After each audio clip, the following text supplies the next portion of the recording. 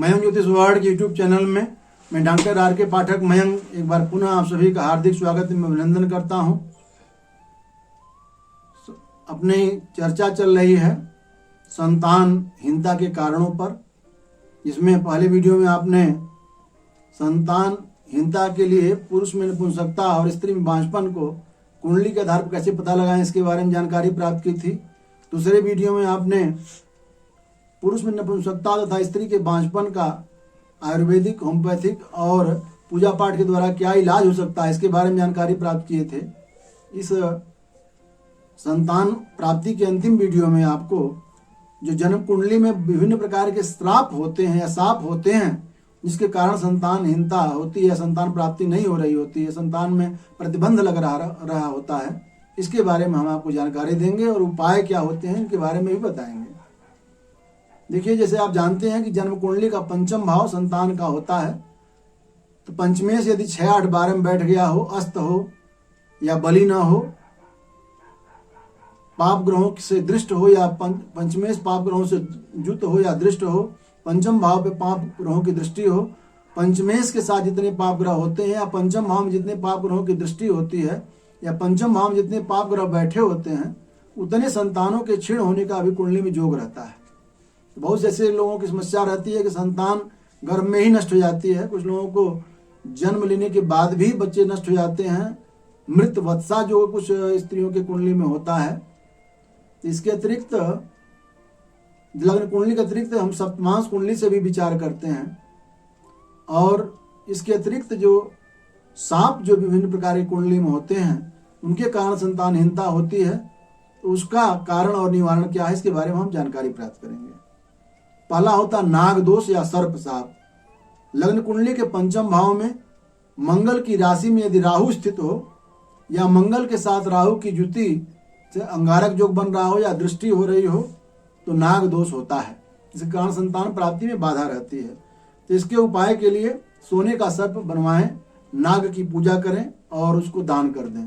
इसके अतिरिक्त आप यदि कुंडली में काल सर्प दोष भी है और पंचम भाव को प्रभावित कर रहा है तो चांदी के नाग नागिन का जोड़ा बनवा करके शिवलिंग पर रख करके उसकी प्रतिष्ठा करने के बाद सर्प सूक्त का पाठ करके और नाग का अभिषेक करें।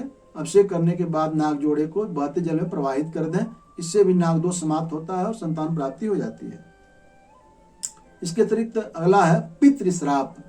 यदि जन्म कुंडली में पंचम में नीच का सूर्य स्थित हो या पंचम में सूर्य के साथ मंगल हो या सूर्य के साथ शनि बैठा हुआ हो, पंचमेश और दशमेश का राशि परिवर्तन हो, यानी पंचमेश दशमेश के घर में हो या दशमेश पंचमेश के घर में हो, या प्रथम और पंचम भाव में पाप ग्रह बैठे हुए हों, तो पितृश्राप के कारण संतानहीनता रहती है। इसके लिए गया जो बिहार में है वहां पर जाकर के पितरों का पिंडदान करना और पितृ श्राद्ध करने के बाद ब्राह्मण भोजन कराना चाहिए। साथ ही यदि आप किसी के कन्या का दान करते हैं, कन्यादान का पूर्ण खर्च उठाते हैं, तो पितृ श्राप से मुक्ति मिलती है और संतान प्राप्ति हो सकती है। अब अगला है मातृश्राप।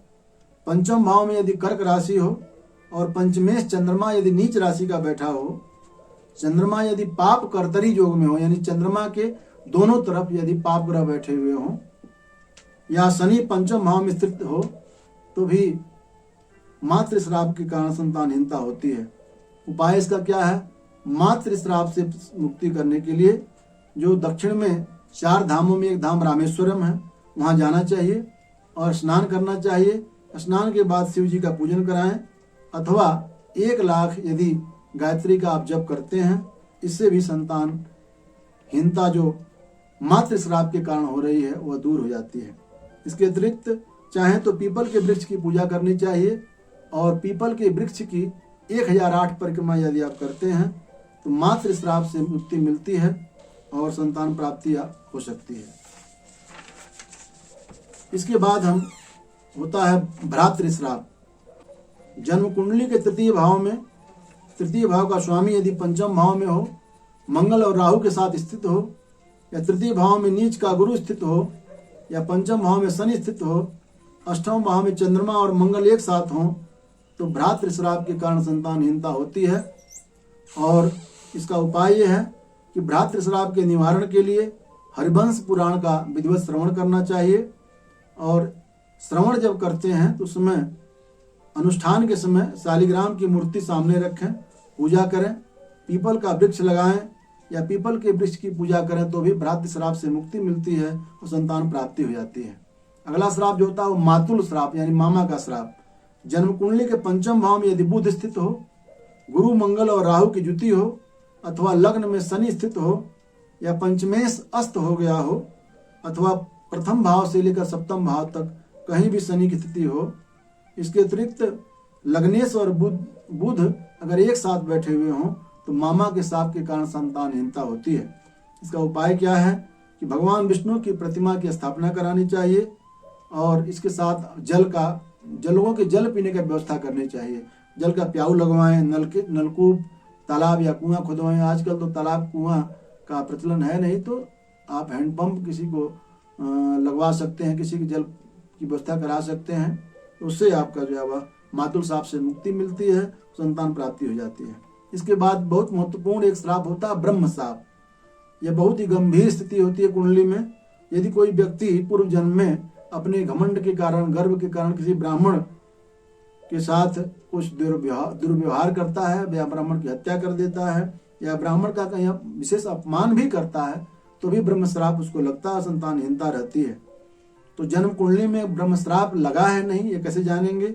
इसके लिए देखेंगे कि यदि जन्म कुंडली में राहु गुरु की राशि में स्थित हो, राहु यदि धनु राशि में हो या मीन राशि में स्थित हो, या पंचम भाव में गुरु मंगल और शनि एक साथ बैठे हों, नवमेश अष्टम भाव में यदि चला गया हो, या गुरु अपने नीच राशि यानी मकर में बैठा हो, अथवा राहु लग्न या पंचम भाव में हो, तो ब्रह्म श्राप के कारण संतानहीनता रहती है, जिसे संतान प्राप्ति में बाधा रहती है। उपाय क्या है? ब्रह्म श्राप से मुक्ति के लिए चंद्रायण का व्रत करना चाहिए और साथ साथ ब्रह्म पूर्व व्रत करना चाहिए और ब्राह्मण को दक्षिणा गोदान देना चाहिए। तो कैसे करेंगे? चंद्रायण का व्रत क्या होता है इसके बारे में बताते हैं। क्योंकि चंद्रायण का व्रत जो होता है वह 1 महीने का होता है। इसका प्रारंभ होता है किरण प्रतिपदा से, इसका प्रारंभ होता है अन्हारे पक्ष के प्रतिपदा से, पहले दिन से इसका प्रतिपदा से इसका प्रारंभ होता है।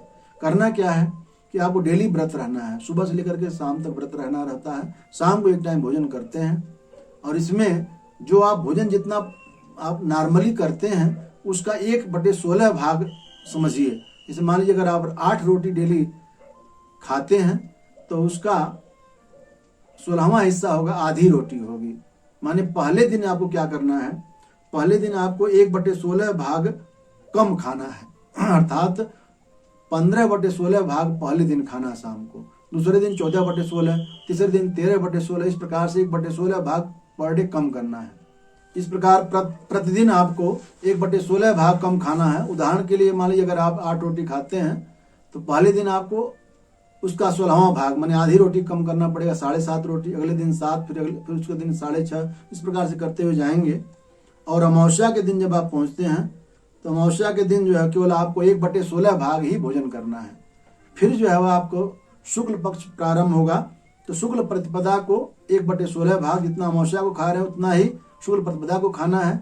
फिर बढ़ते क्रम में शुक्ल पक्ष में बढ़ते क्रम में जाना है। अगले दिन 2/16, तीसरे दिन जो है वह 3/16, इस प्रकार से बढ़ते जाएंगे। और पूर्णिमा के दिन आपको पूर्ण भोजन करना है और उसी दिन जो है वह आपका व्रत का उद्यापन हो जाएगा। ये चंद्रायण व्रत का विधान होता है, अर्थात अमावस्या से प्रारंभ करना है, पूर्णिमा में समाप्त करना है।